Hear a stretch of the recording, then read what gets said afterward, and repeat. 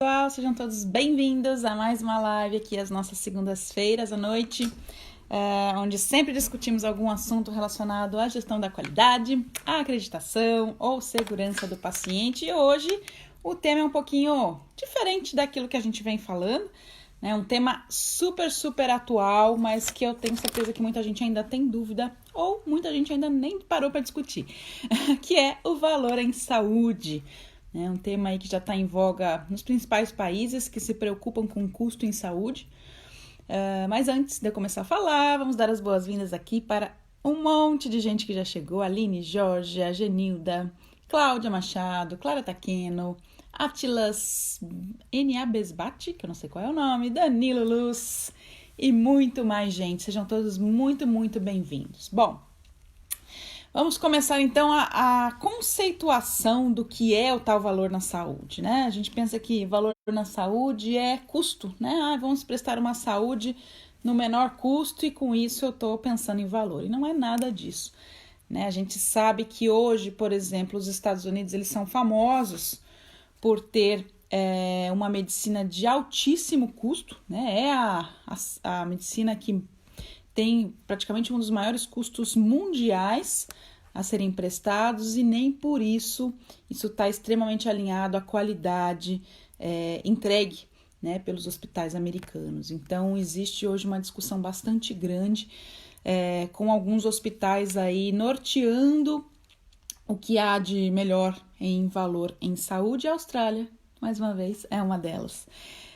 A gente tem aí hoje Austrália, Suécia e Reino Unido como os modelos de valor em saúde que a gente tem até o momento aí, os modelos que são seguidos pelo restante do mundo, tá? Mas vamos então conceituar o que é valor na saúde. Anotem aí, sempre peço para vocês estarem com um caderninho, para vocês não esquecerem mais. Valor em saúde tem a ver com os resultados que importam para o paciente. Não é o resultado que a gente, profissional de saúde, imagina que seja interessante, mas os resultados que importam para o paciente ao menor custo. Simples assim. E o que diferencia resultado que importa para o paciente quanto ao resultado que eu, profissional de saúde, imagino que ele queira? Essa é uma discussão que vem surgindo aí nos últimos anos, né? Surgiu também o movimento que importa para você, etc. Mas vamos contemplar aqui um exemplo prático. Vou contar um exemplo de uma pessoa da minha família que descobriu que tinha um câncer coloretal, tá? Essa pessoa tinha ali vários pólipos, né, no seu intestino que foram aí retirados e o cirurgião falou para este paciente que ele deveria então tirar o intestino como um todo devido à grandiosa quantidade de pólipos, provavelmente por ser um câncer familiar, mas que a retirada desse intestino, né, desse cólon, incorreria na necessidade de ele usar para sempre uma bolsa de colostomia. Então, ele tinha duas opções, esse paciente: ou retirar o cólon inteiro, né, sair do risco de câncer e carregar uma bolsinha de colostomia para o resto da vida, sendo que ele era bastante jovem, ou manter o cólon íntegro e gerenciar esses pólipos ali a cada 6 meses através de uma colonoscopia, que é um procedimento invasivo, mas ele não precisaria da bolsinha de colostomia, tá? Porque ele gerenciaria esse câncer desta maneira. A opção desse paciente, ao contrário da que a gente imagina, foi não cirúrgica. Ele não quis optar pela cirurgia e nem eliminar a possibilidade de um câncer, porque para ele uma bolsa de colostomia era algo assim impensável, era algo que no momento ele imaginava que interromperia a felicidade de viver. Então, assim, o que importa para você, o que importa para esse paciente? Pode ser que o que importa para você não é o que importa para mim, tá? Então, é difícil julgar. Então, a gente primeiramente, né, precisa conhecer a nossa população, precisa conhecer o que essa população deseja, quais são os resultados ótimos para essa população. Claro que esses resultados ótimos cada vez mais são conhecidos e são disseminados. O que é resultado ótimo num câncer agressivo? O que é resultado ótimo? O que é qualidade de vida alinhada à possibilidade de cura ou não?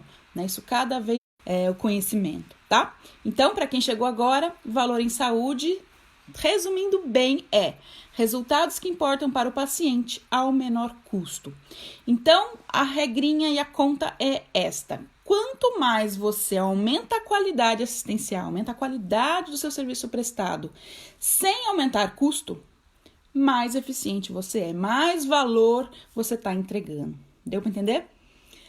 Então, a conta, resumindo, é essa. Quanto mais qualidade você entrega sem aumentar o custo ou com baixo custo, mais eficiente em valor você se torna, tá? Vamos falar de mais coisinhas aqui. Medição. Né? A gente não consegue falar de medição, não consegue falar de valor em saúde sem ter um sistema de medição. E hoje o principal estudioso, né, de valor em saúde, já historicamente importante, né, eu sou fã dele, Michael Porter, né, que sempre falou de custos em saúde, hoje é a principal bandeira de valor em saúde, ele é da Universidade de Harvard, em Boston. Ele fala o seguinte, né, hoje a gente está muito empenhado em medir processos, né, em medir o tempo de permanência, em medir o giro do leito, em medir a adesão ao protocolo, em medir o tempo do antibiótico no protocolo de sepso.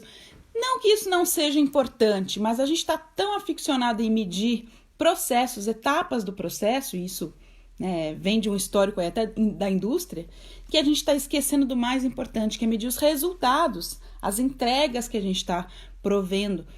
Né? Então, mais importante hoje do que eu falar, por exemplo, num protocolo de uma cirurgia X, protocolo de cirurgia de fêmur, faz de conta. Né? Mais importante do que eu estar falando de adesão ao protocolo de cirurgia de fêmur, eu tenho que estar falando do quê? Taxa de mortalidade na cirurgia de fêmur, taxa de infecção, taxa de reoperação, que mais? Risco de uma nova fratura, né, após esse paciente ter alta, revisão dessa prótese, né, o quanto essa prótese foi efetiva ou não para essa população de pacientes, e cada vez menos falar de um paciente específico, mas eu estar olhando para o conceito de valor em saúde num âmbito mais populacional, tá? Entendendo que essa população ela é composta por indivíduos, né, e a gente vai estar sempre falando de cuidado centrado no paciente quando a gente está falando de valor. Mas, ao mesmo tempo, que eu tenho que entender esse indivíduo que tem comorbidades diferenciadas, né? Então, o paciente com fratura de fêmur, ele veio com diabetes, esse aqui tem hipertensão, esse aqui tem uma neoplasia concomitante. Então, eu tenho que entender essas interfaces e o quanto os resultados podem ser variáveis dependendo disso. Mas, ao mesmo tempo, quanto mais eu olho a população e não só um paciente individualmente nos meus resultados, não no cuidado prestado isoladamente, mas nos resultados, mais eu consigo ter uma mensuração do meu valor, tá? Então, se eu fosse colocar numa continha básica, né, numa simples conta matemática, valor é igual qualidade barra custo, qualidade dividido por custo, tá? Então, quanto mais qualidade eu tenho ao menor custo, mais valor eu consigo entregar, ok? Outra questão que Porter fala, além da necessidade de mensuração de resultados e não só processos, uma sistemática de pagamento efetiva. Né? Hoje a gente trabalha, né, no Brasil, eu diria que 90 e tantos % dos pagamentos hoje ainda são o pagamento fee for service, né? Então paga-se pelo serviço efetuado. Paga-se pelo serviço do fisioterapeuta, paga-se pela quimioterapia que foi dada, paga-se pela cirurgia de fêmur. Né? Cada vez mais isso vem evoluindo e alguns hospitais hoje no Brasil também já falam em pagamento por performance, tá? Isso já é o segundo ciclo do valor em saúde, do pagamento através de valor. Então, quanto melhor a performance desta equipe cirúrgica ou deste médico ou deste hospital, se eu estou falando de um sistema, melhor eu vou pagar. Né? Eu vou pagar pela qualidade prestada. A gente já viu que isso também já está obsoleto, né? Apesar de alguns hospitais nem terem implementado isso.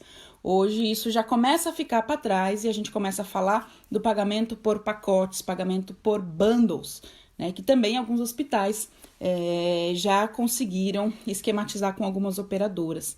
Né? Então, paga-se pela cirurgia de fratura de fêmur mas como um todo, em todo o fluxo de cuidado do paciente. Então, paga-se... Quando eu falo de pagamento da fratura de fêmur, eu estou falando, num pacote já vem o preço do atendimento ambulatorial, o fisioterapeuta, a consulta pré-anestésica, toda a admissão e internação desse paciente, o atendimento cirúrgico, a intercorrência. Então, se esse paciente infectar, por exemplo, nesse centro cirúrgico, tiver que fazer uma reoperação ou tiver que ficar mais dias, esse é um risco que é tomado pelo prestador, né? Então, quando a operadora paga por bundle, ela está pagando um pacote, ela não quer saber se você vai ter intercorrências. Quem paga pela intercorrência é você, prestador de saúde. Isso, apesar de trazer um risco para o prestador, tem sido bastante interessante para ambos os lados, tá? Porque isso faz com que esse prestador, esse hospital, pense cada vez mais numa entrega de cuidados com qualidade. Então, ele tem que gerenciar a reinternação, ele tem que gerenciar reoperação, ele tem que gerenciar infecção, porque esse vai ser um custo dele.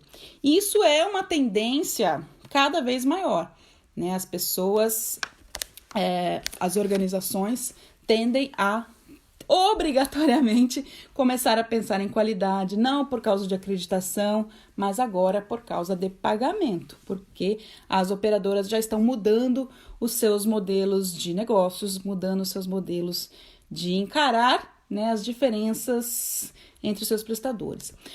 A AXA, que é a nossa metodologia internacional espanhola, né, que o IBS trouxe aí já há quase 2 anos para o Brasil, ela fala muito de avaliação da variabilidade clínica, né? Como é que eu acompanho a variabilidade clínica para a minha cirurgia de fêmur, que eu falei, entre as diferentes equipes cirúrgicas, né? Tem diferença? Por que essa equipe tem mais reoperação do que essa? Por que essa equipe está tendo mais adesão ao protocolo e tendo melhores resultados do que essa outra? Então, esse acompanhamento da variabilidade também é algo que na Europa já é bem amadurecido e a gente precisa entrar nesse modelo no Brasil também, tá? Michael Porter também fala, né, que valor, além da questão da qualidade / custo, significa as entregas nas dimensões da qualidade, mas pensando em resultado. Então, o serviço certo para a população certa, no momento certo, no local certo, e na prestação de cuidados, né, com a melhor evidência, com, enfim, o resultado ótimo em mente sempre, tá? Então, sempre a qualidade vai estar trazendo essas dimensões para que a gente fale em valor mais uma vez, tá bom? O que mais aqui que eu trouxe para vocês? Algumas organizações, principalmente na Suécia, Reino Unido e Austrália, já começam a falar em pagamentos diferenciados para aqueles profissionais de saúde, principalmente médicos, que fazem tarefas adicionais, né, de gestão no sentido, por exemplo, não a gestão básica e simples que a gente já conhece, mas tarefas de coordenação de cuidados, né? Se eles têm uma eficiência maior em coordenar cuidados com atenção primária, com atenção secundária, com atenção terciária, com secretarias de saúde, com comunidade, se eles conseguem uma efetividade maior nessa integralidade de cuidado, na continuidade do cuidado, independente se é hospitalar, cuidado primário ou não, eles começam a ser encarados com um valor maior, inclusive para pagamento próprio, tá? Que mais aqui? Hoje, né, começa a se amadurecer a questão do volume, né? Hoje a gente estava muito focado até agora em volumes de procedimento, volumes de consulta, produtividade, né? Isso é um movimento que acontece ainda no Brasil. A gente está falando aí, né, dos atendimentos rápidos ambulatoriais. Cada dia surge uma empresinha nova que faz aquele modelo de atendimento barato, né, mas ultra super rápido para que o resultado seja o quê? A prescrição, né? A gente acaba não acompanhando o resultado assistencial desses pacientes. O resultado é puramente a prescrição ou administração de algum procedimento. E cada vez mais isso vai se diluindo, vai sumindo ao longo do mundo, tá? A gente está voltando para a era de que a melhor assistência não é aquela assistência prestada rapidamente, mas a assistência prestada com atenção, com cuidado e principalmente com conversas com o paciente, conversas de valor, né? Com o paciente, com o familiar, identificação de comorbidades que são perguntadas com maior atenção, identificação de medicamentos que esse paciente está fazendo uso, e isso não pode ser rápido, né? A gente volta para aquele modelo do generalista, né? Aquele médico da família, aquele médico que cada vez mais presta uma atenção maior a esse paciente, acompanha esse paciente ao longo de anos e anos da sua vida e consegue entregar um cuidado de maior valor, sim, tá? E só vai referenciar esse paciente para um especialista se extremamente necessário. Esse é um modelo australiano que eu vejo por aqui, né? Então, assim, eu como paciente, né? Se eu quiser ir num alergologista ou mesmo um pediatra específico para um filho meu, eu não posso simplesmente querer ir, né? Isso passa por um crivo, por uma triagem, uma peneira de um médico clínico geral, que é o meu médico, que vai analisar com muita cautela se ele vai fazer essa referência ou não, tá? Então, a gente consegue ver que existe um cuidado maior nos gastos com saúde, inclusive, né? Porque a gente sabe que no modelo brasileiro a gente tem uma hiperutilização de serviços, de prestadores e que muitas vezes fazem aí com que as operadoras também, não só operadoras, mas o próprio serviço público de saúde seja extremamente onerado. Hoje existem várias instituições, né, que gerenciam grandes indicadores de resultados em saúde. A mais famosa delas é o ICHOM, né, ICHOM, que é o International Consortium for Health Outcomes Measurements.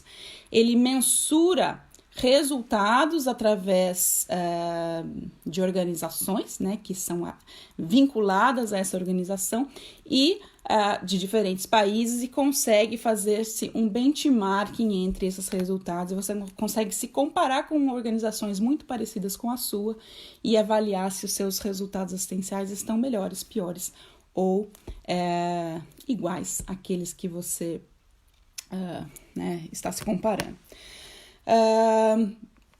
Outra questão importante... existem organizações também internacionais, né, que mensuram valor e organizações, por exemplo, próprias de cada país. Então, aqui na Austrália, por exemplo, a gente tem a mensuração de resultados assistenciais em cada estado. Então, por exemplo, aqui em New South Wales, o governo de New South Wales consegue mensurar os resultados de todos os prestadores e compará-los entre si e fazer melhorias baseadas em valor, tá bom? Por que a questão do valor começou a ser discutida, né? É uma discussão aí que eu diria de uns 10 anos para cá, que começou a ficar mais amadurecida, né? Começou a se observar que existiam muitas variações de resultados. Por exemplo, nos hospitais alemães, né? Na Alemanha eles observaram 18 vezes a diferença de variação de reoperação em cirurgias de quadril.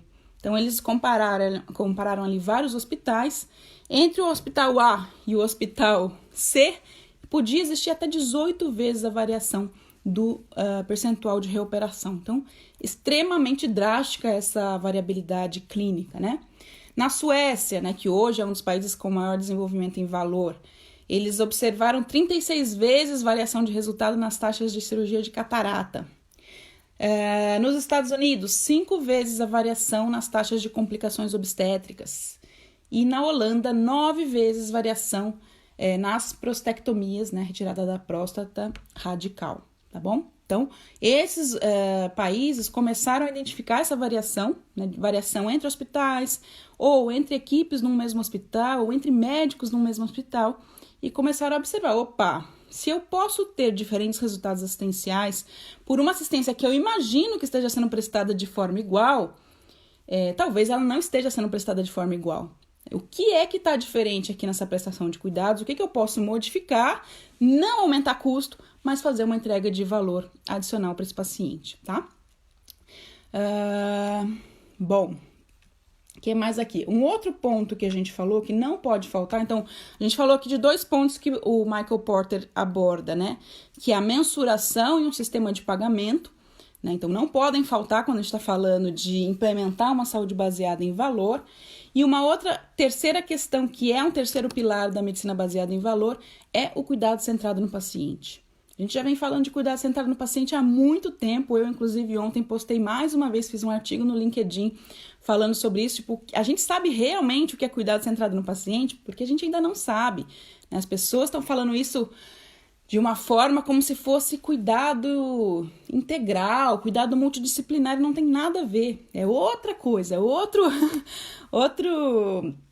âmbito, né? E o cuidado centrado no paciente, que não vai ser o tema agora, ele é um dos pilares também, além de indicadores, né, métricas e uma sistemática de pagamento por valor.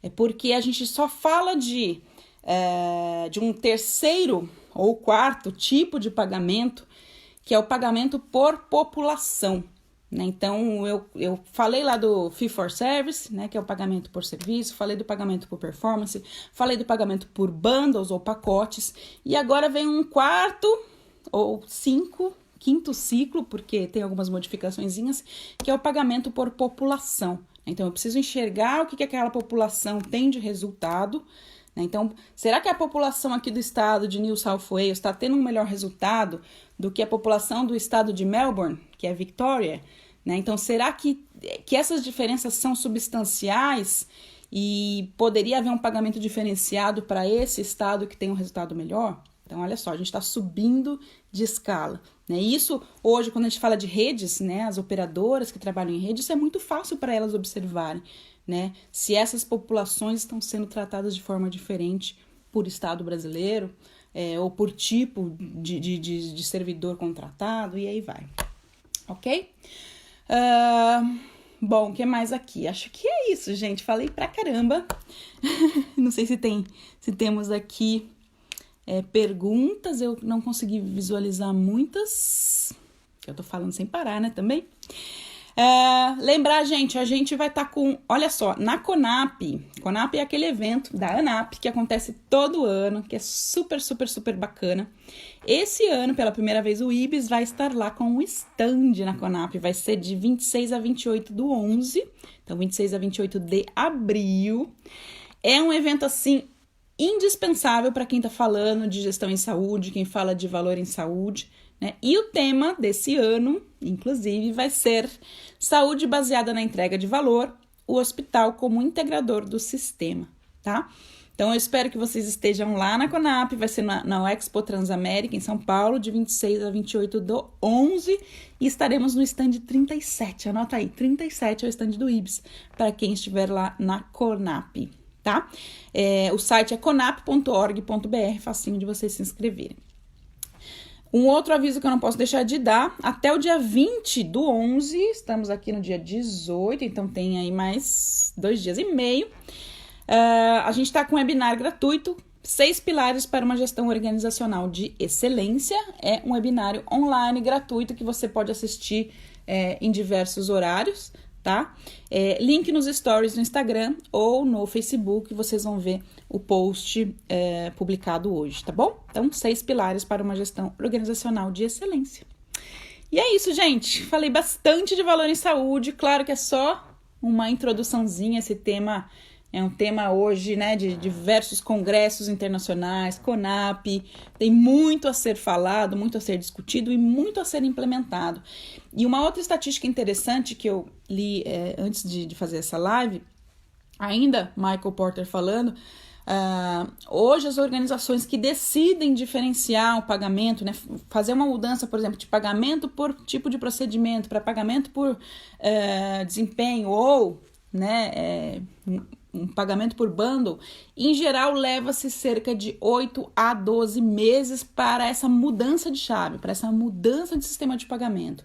Então, se a gente não correr para se alinhar ao que é entrega de valor, para se alinhar ao que o mercado está pedindo de mudanças, a gente vai ficar para trás. Tá? Enquanto os outros concorrentes estarão aí fazendo entregas melhores, tendo resultados assistenciais melhores com menor custo, a gente ainda está parado no tempo esperando algo acontecer. Tá? Então, isso que a gente não pode, a gente precisa se atualizar, manter aí as antenas ligadas para o que é tendência na questão da saúde de valor. Tá bom, gente? Então, mais uma vez, obrigada pela atenção e nos encontramos na próxima segunda-feira. E não esqueçam de 26 a 28/11 passarem lá no stand 37 na Conap. O Ibis estará lá. Beijos, até a próxima. Tchau, tchau.